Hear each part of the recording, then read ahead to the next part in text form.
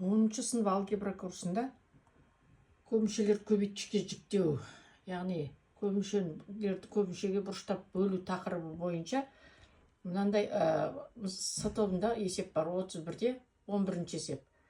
Мен сының қандай мәндерінде f от x көмішесі h от x көмішесіне қалдықсыз бөлінеді. Өзі екі есеп екен, соның біріншісі.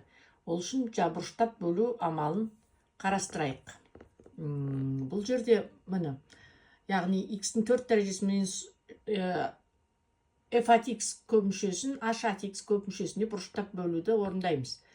Енді x-тің 4 дәрежесі шығу үшін біз береміз x-тің квадраты.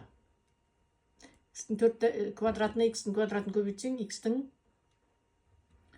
4 дәрежесі.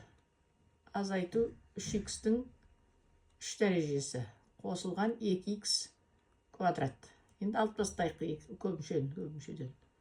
Так, мына екеуі жойылады, мынау жойылады. Яғни 3x квадраттан 2x квадраттаса x квадрат қалды. Қосу ax, қосу с. Плюс бірден береміз. Көбейтсек x квадрат минус 3x қосу 2. Азайтайық.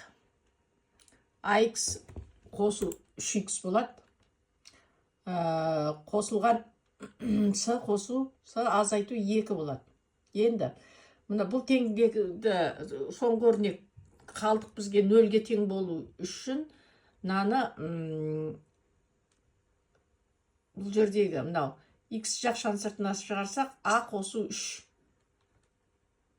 тең 0 деп аламыз, және с азайту 2 тең 0 деп аламыз. Сонда мына жерден a тең минус 3 болса, с тең 2 болады. Яғни a-ның мәні минус 3, с-ның мәні бізде 2-ге тең болды. Бұл бірінші есебіміз. Мұны бізге қажетті мәндер. Екінші есебі.